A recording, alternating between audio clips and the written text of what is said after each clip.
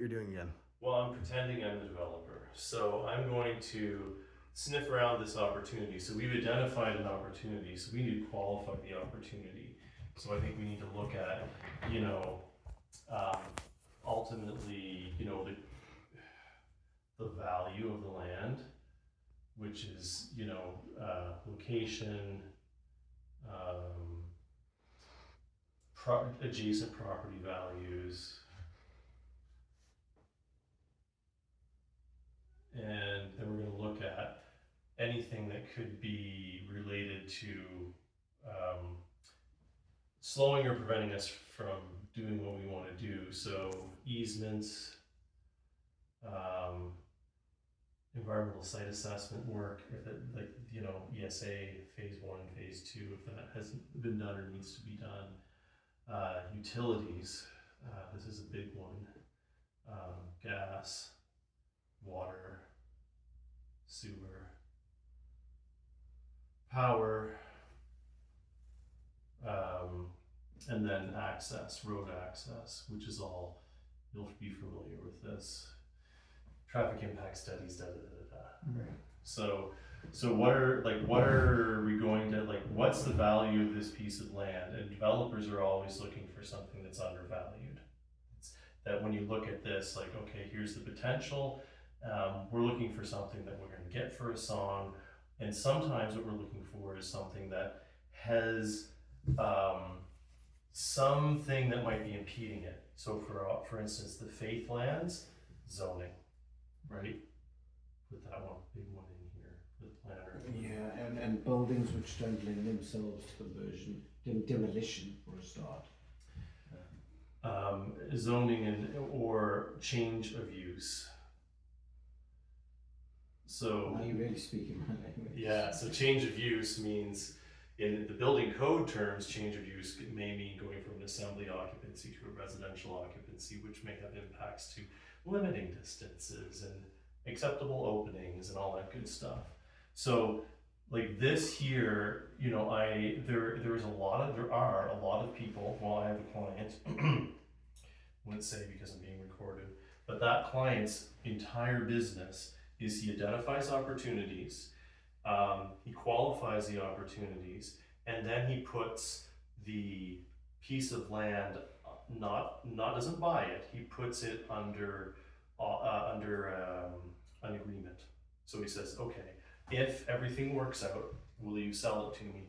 Here's some money to hold it for 2 years. And then what he does is he works through all of this stuff. So his father was a planner. So they go through we call them development agreements. Do you call them that? Mm. Yeah.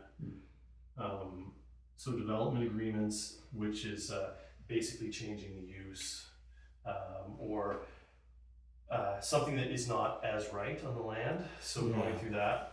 And then what he'll do is he'll do the really light touch design. So here's generally a concept of what we want.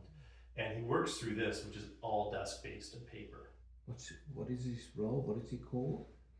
He would call himself a developer, but he never develops the property. He packages it up and then puts it on the market and sells it, gets the money. With all of that in place? Preloaded? Preloaded. He preloads it. Interesting. Yeah. So he gets this qualified, so we've qualified the opportunity, but we've also these things all need to be now worked through essentially. So how long would that take, Steve?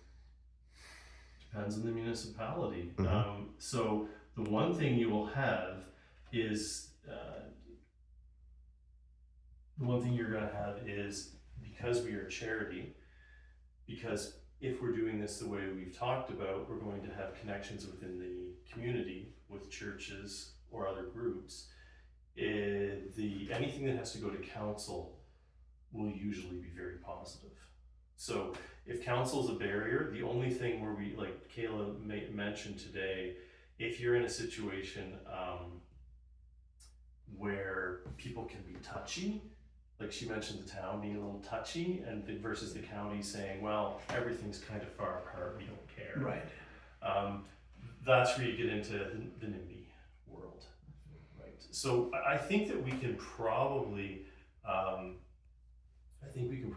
take through this, but like this process, it varies, but I mean, generally, like working through this, you know, on a project, say that was 20 to 40 units, like you're looking at around 100K of consulting, you know, and time. And it's not so much that the consultants charge a lot. I know what we charge for this stuff. Yeah. It's not a ton of money. You're But sub 50 grand. There's multiple components to that. That's the problem. Yes, and when I do this for profit here, like when this man hires me, I charge him, you know, $10,000 to do conceptual site plan, conceptual stormwater, conceptual utilities. Nothing's actually hard designed, but we just flush it out enough to take it to planning, and then planning will look at it. And that's my job. Yeah, I have to review those plans. Basically. Yes. Yeah. So you'll bounce those back and forth. The reason why we find that this process, the vast majority of this is where people harvest a lot of money right here, because you can go to a piece of greenfield land that's already zoned and skip all of this, but you're going to pay absolutely premium money for it. Like absolutely premium money, because and often that stuff's already sold. It's not even on the market. Like this is the reason why, like we're talking about this, like qualifying this opportunity. I mean, that's why developers, like I said, they travel at night. They don't even want people to know that they're interested. They're going to come around and be like, oh yeah, you know, it's a little bit like somebody comes up and it's like, oh, what do you want for that piece of junk? It's obviously a piece of junk. No one else has ever been interested in it. You know what I mean? And so I think this is quite a bit.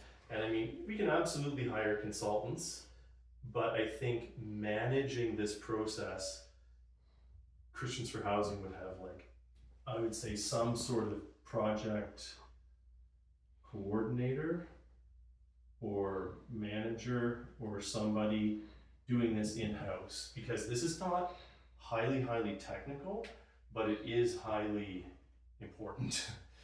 And this is, I think, something that this is a part that absolutely the operator does not have any specialty in this. This is a little bit we would say, this is operator work. This is the secret sauce of doing this, is that part of it.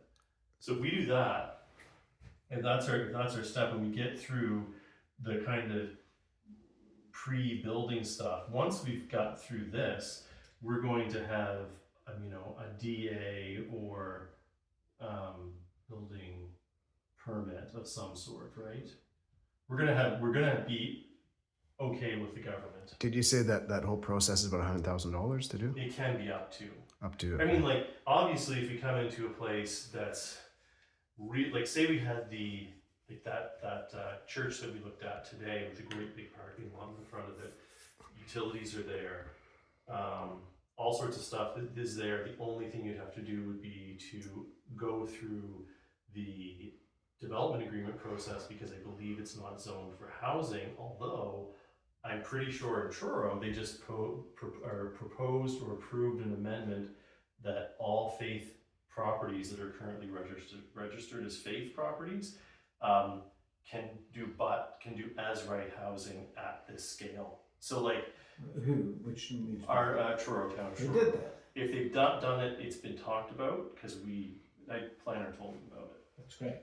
So if you come in and you see that already, thumbs up. You just saved yourself 50 grand. All we need to do now is conceptualize it. So whatever we're doing, we need to get it to a stage where you're going to get the artist rendition, a site plan. Generally, this is where it's going to go, because you're going to have you're going to want to say this is available for 10 units, this is available for 50 units, that whole. And the developers will all try to get what can I do? Who has what is the most that's ever been done?